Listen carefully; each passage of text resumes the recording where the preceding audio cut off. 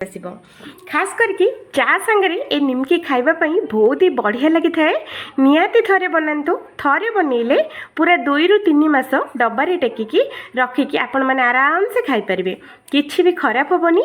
आउ जदि घरे छुआ अछंती तो गोटे दिन रे खाइके सफा कर देबे।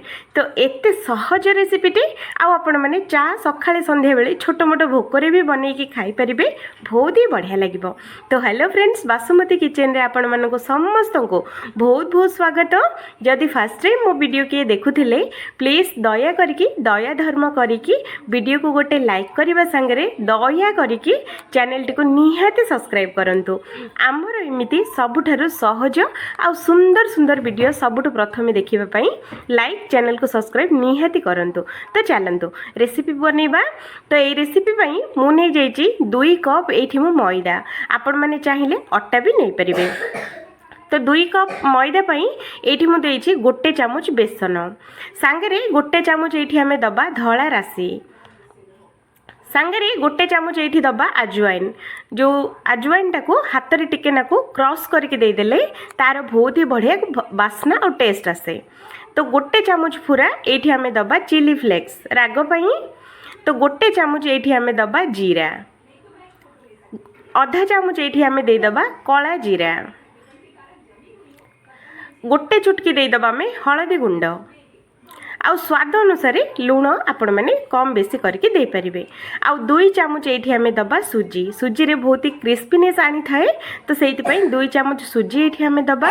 पूरा गोटे चामच एठी हमें दे दबा घी, देसी गुआ घी।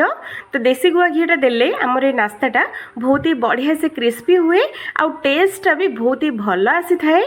आउ तेल देले चिकना चिकना हो जिवो अट्टाटा, किंतु घी देले आमर मैदाटा बहुत ही खास्ता बनी था। तो देखो एमती बढ़िया से चकुटिकी आपको एमती खास्ता करार अच्छी। तो मुठा जमी धरले मुठा हो जबार अच्छी। तो ये आम कौन करवा अल्प अल्प पानी देकी अट्टाटा को आम गोटे टाण अट्टाटे आम चकुटिकी रेडी करवा। पत्तर रुटी जमी बनाऊे ताठू टिके नाकू टाण रखिकी अट्टाटा को चकुटे, बिल्कुल भी हल्का नरम करके बिल्कुल चकुटेनि। अट्टाटा जिते आपण मैंने टाण चकुटे सेते भल। तो देखो मुझे चकुटी देती या घोड़े की रखीदबा 5 ରୁ 6 मिनिट पाई।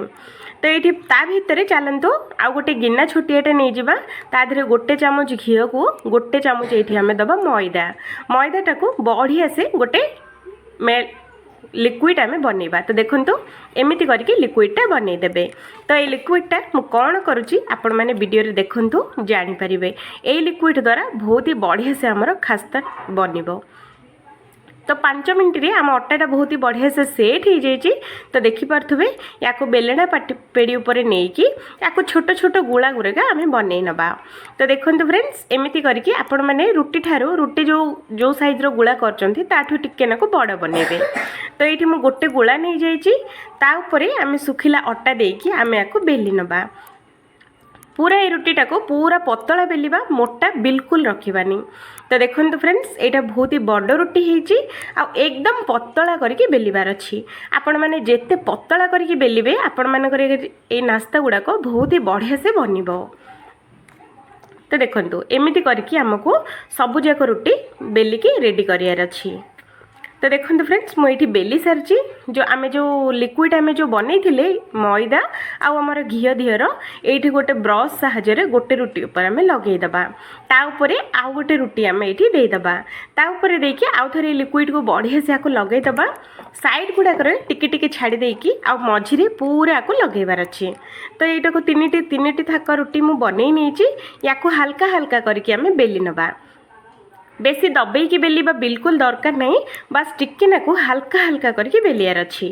तो देखो बेली सारा पर आर जो एमती असाइज गुड़ाक अच्छी ना, तो ये साइज सब जाक आम बाहर करदे, 4 पटर बाहर करदे, 3 पटर गोटे पट आम रखीनवा। तापर देखो मुझे गोटे पट रखीदे 3 पट काटी नहीं, तापर आउ थे ब्रश साहाଯ୍ୟରେ से लिक्विड आउ थे आम लगेबा। तापरे हल्का हल्का करके एमती को रोल करनवा। तो देखो फ्रेंड्स एमती रोल करदेले आमर बिल्कुल भी बाहर बनी। तो देखो एमती करके रोल बनई नेले आमको गोटे साइज रो नास्ता बनिकी रेडी हम। तो ये आम कौन करवा छोट छोट पीसेस करके ये आम काटि नबा आपण मैंने मोटा कि पतला करके निहाती आपण मान चॉइस हिसाब से आपण मैंने काटिपारे मुझे देखु मीडियम साइज्र काटिकी रेडी करची तो देखो फ्रेंड्स एमती करके काटी देइछि तो याकू कौन करवा हाथ रे टिके नाकू हल्का हल्का याकू टिके नाकू दबेदबा जेमिति कि आमर जो लिक्विडटा चारिआडे जेमिति लाखिकी रहिबो तो ये मु तेल बसई देइछि तेलटा ये मीडियम गरम हेबापई छाड़ीदबा मीडियम गरम हो सारा पर ये आम गोटे गोटे करके ये सबुजाक नास्ता ये आम देदबा आउ हाँ गैस रो फ्लेमटा को लो टू मीडियम रे ही फ्राए करेंगे हाई फ्लेम रे फ्राए करदेले ऊपर तो पोड़ीज भितर कंचा रही तो स्लो फ्लेम रे फ्राए कले आमर बहुत ही तेलिया हो तो से लो टू मीडियम रे ही आपण मैंने एगुड़ाक फ्राए करेंगे तो देखो फ्रेंड्स एगुड़ाक एपट सेपट तेल रे पड़ा मात्रे ही एगुड़ाक फिटिगला देखिले ना एमती निहाती थरे बनातु देखिए समस्त को बहुत बढ़िया लगे तो देखो 5 मिनट एगुड़ाक फ्राए हो जाए तो बाहर कर नबा तो देखो फ्रेंड्स आज आमर जो सुखा नास्ता रेसिपी आपण मानक केमिति लागिला कमेंट करबा बिल्कुल भूलिबेनी मात्र 5 मिनट रे फ्राए हो खाइबा पई तो बहुत